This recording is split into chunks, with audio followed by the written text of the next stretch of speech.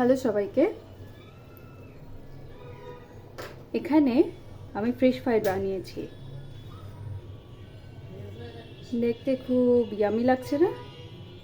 আসুন, আমার এক ব্যাচ ভাজা শেষ হলো। এখন আমি দ্বিতীয় ব্যাচ শুরু করব। এই যে আমার ব্যাটারটা আমি তৈরি করে রেখেছি। এর মধ্যে আমি দিব ডরি ফিশ। ডরি ফিশ ফিলেট আকারে আসে, বড় বড় ফিলেট আকারে। সেগুলোকে আমি 1 ইঞ্চি মতো মোটা করে বা একটা আঙুলের সামন মোটা করে ছোট ছোট পিস করে কেটে দিয়েছি এবং এতে আমি লবণ এবং গোলমরিচ মাখিয়ে রেখেছি। কিছুক্ষণ ম্যারিনেট করে রেখেছিলাম। আর এখন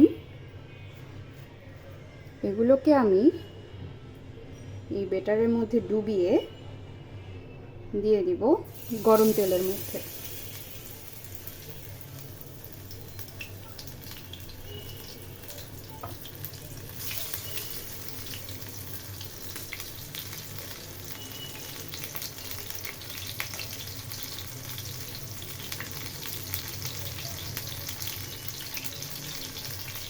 এভাবে প্রতিটা পিস আমি দিয়ে দিচ্ছি। এখানে একটা মজার ব্যাপার আছে। মাছটা ক্রিস্পি হওয়ার পেছনে একটা ট্রিক্স আছে, আর এই সম্পূর্ণ ট্রিক্সটি আসলে ডিপেন্ড করে এই ব্যাটার তৈরির উপরে।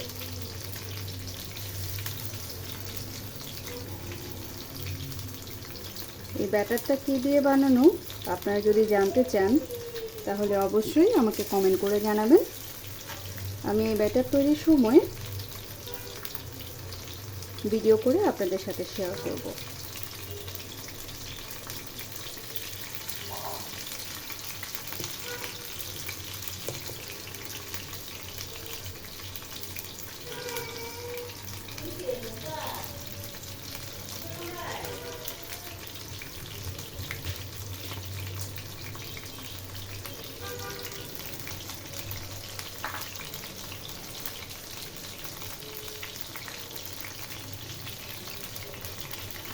হয়ে গেল এই ব্যাচটি তেলে দেয়া।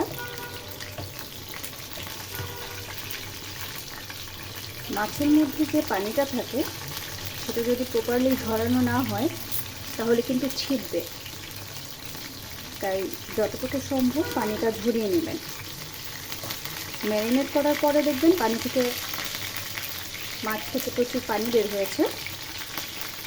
সেটা অবশ্যই ছেঁকে আপনারা ব্যাটারে ডুবিয়ে তারপর তেলে দেবেন।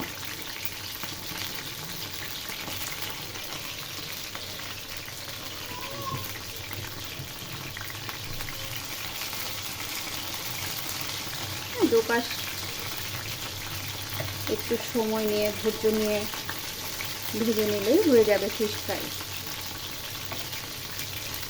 আর এই ফিশ ফ্রাইটা কিন্তু বাচ্চা থেকে বুড়ো সবাই খেতে খুব পছন্দ করে। আমার বাসায় তো এই ফিশ ফ্রাই সবাই পছন্দ করে। আসলে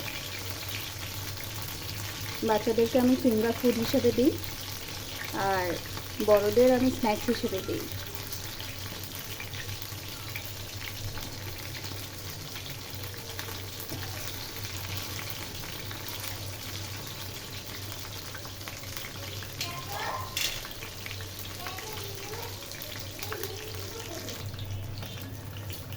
এই যে কিছুক্ষণ ভাজার পর দুপাশ লাল হয়ে আসলে তারপর আমি এগুলোকে নামিয়ে নেব।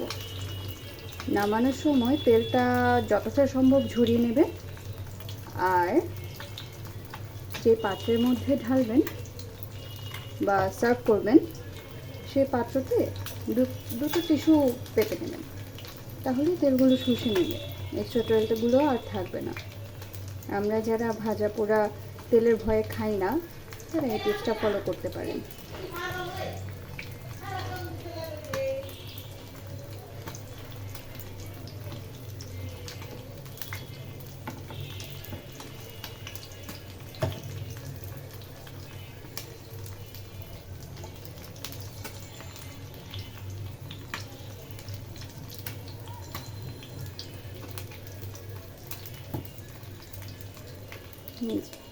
এগুলো দুপাশ সুন্দর মুচমুচে লাল হয়ে গেছে আর দেখতে খুব ক্রিস্পি মনে হচ্ছে।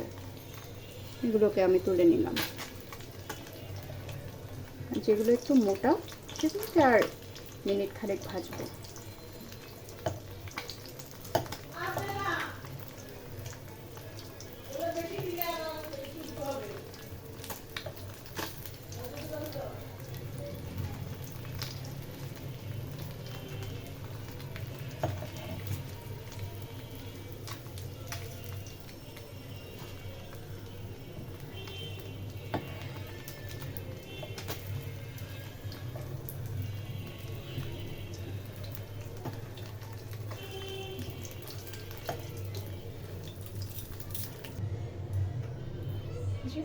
তুলে নিলাম আমি সবগুলো, আমার ভাজা কমপ্লিট।